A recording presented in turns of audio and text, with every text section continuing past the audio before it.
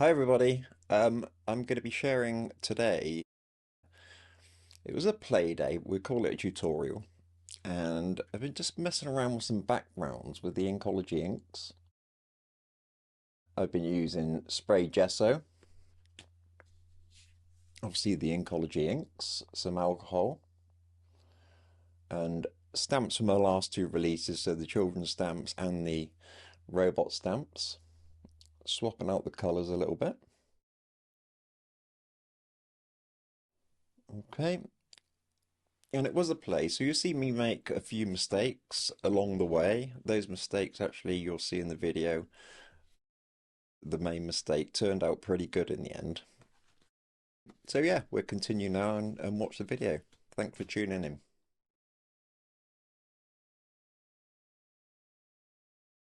Okay, so I'm using two tags. This is the 315 GSM coconut card from Creative Expressions, and this is just the 200 GSM tag. And I want to see how they react to lots of water, how they warp. So I've coated both these tags with spray on gesso from Pebeo. This is nice and smooth, perfect for what I want here. So I'm going to spritz both sides of the tags just with plain water. Not too heavy, just enough, just to stop it really curling and warping in one direction. Do the same with the Creative Expressions coconut card. Okay, so they bend a little bit. This one on the left, the 200 GSM, it's going to warp a lot more because of the thickness of the card. Yeah, this Creative Expression one's it's staying quite sturdy. This one, it's a bit flimsy, but see how it goes. Okay, so I'm going to put some Ink-ology inks out onto my palette now. Okay, the first colour is Cold Steel. This is a grey. So just with a pipette, pops onto the palette. And the second colour is going to be French Mustard. There we go. So the tags are still nice and wet at this stage.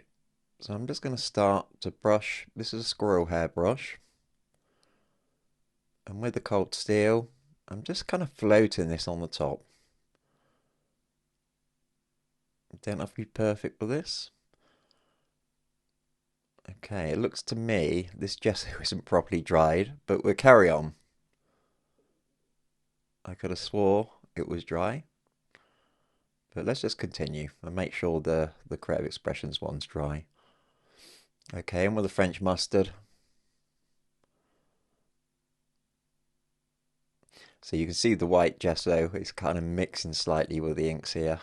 Not what I planned for, but hey, it'd be a good experiment. And sometimes mistakes work, serendipity. You know, it might turn out okay. Okay, so now I'm going to use a little bit of isopropanol. This is 99% isopropanol.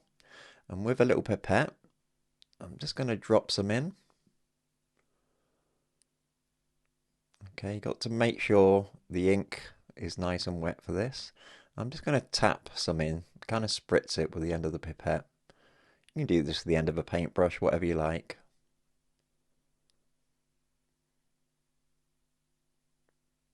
Right, so I'm going to let this kind of settle for now, and I'll come back to that in a little while.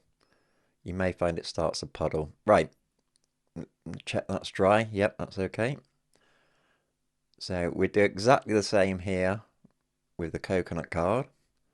Add a little bit more grey.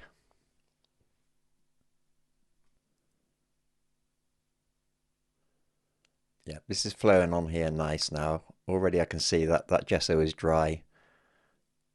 You can see the inks are not clouding. I might add, okay, a little bit of the Skinner's Gold.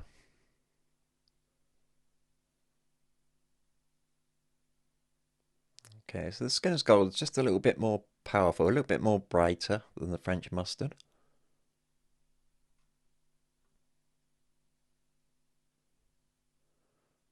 It's easy to overwork it. I'm just trying to get onto these edges. So now, while this is still nice and wet, we're going to repeat what we did with the first tag with the isopropanol, and I'm just flicking this in.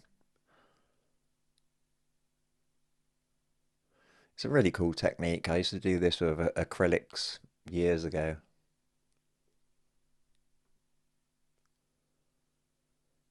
And sometimes it's knowing when to stop.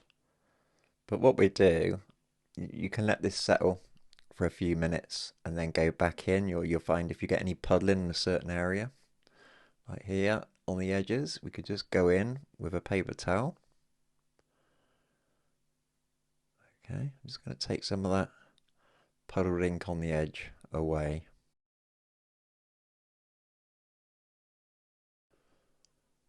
There's a little bit more in that corner.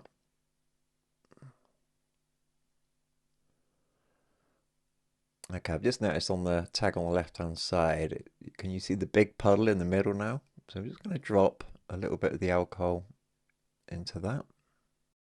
So when you're using a lower GSM card like this one is, you are going to get more puddles because it is going to twist under the weight of the water.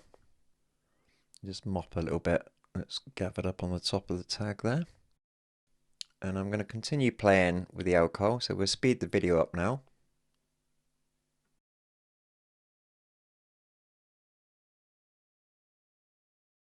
Okay, so that puddle's coming back. You see the puddle in the middle there?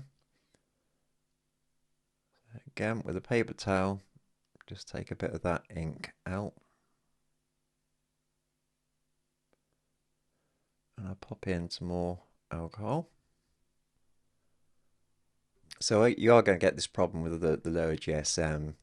You'll see that 315 GSM, we're not getting the same amount of puddling. Right, so now we'll leave these to dry and we'll go to the next stage.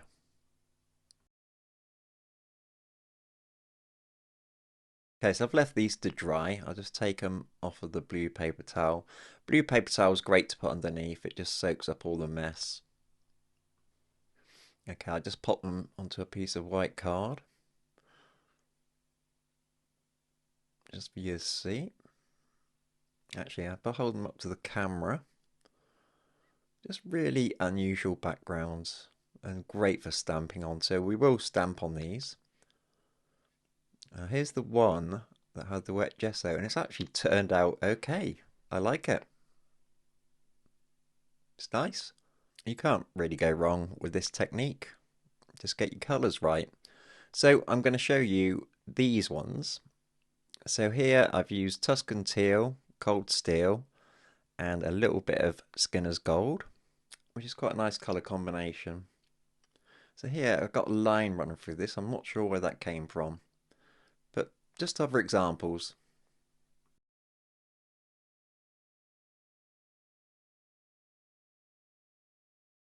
Okay, I'm a little play with these now. I'm going to use some sepia archival ink.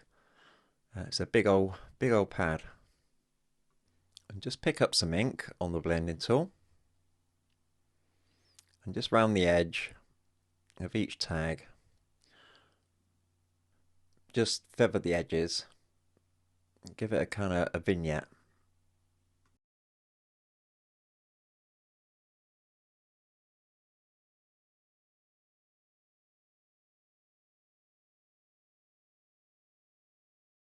Okay, this is like watching ink dry, so we'll speed the video up a little bit.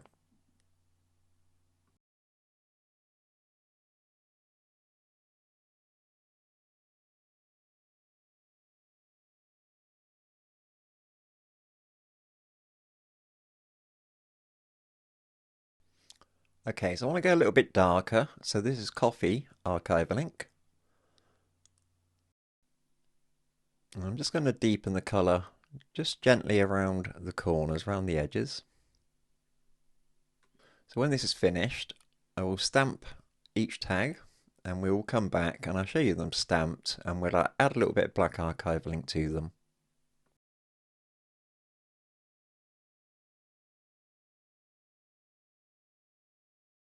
Okay, so I've stamped these are the last two releases of stamps, the robot and the children's stamps. I'm just going to blacken the edges just slightly. I'm not going to overdo it with black archival ink, just on the corners. So I'm putting very little pressure with the blending tool. Actually, no rule to this, I'm just adding it where I think.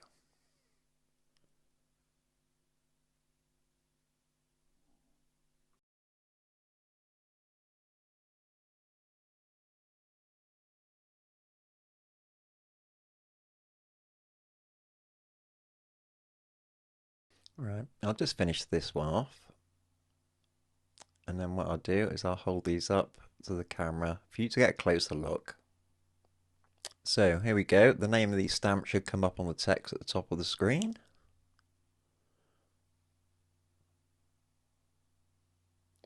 They're just great backgrounds for stamping onto. And our little robot. There we go. I think this is my favourite one, my favourite background. I've got a feeling this was the wet gesso. So there you go, serendipity. I hope you enjoyed the tutorial, and I'll see you in the next one.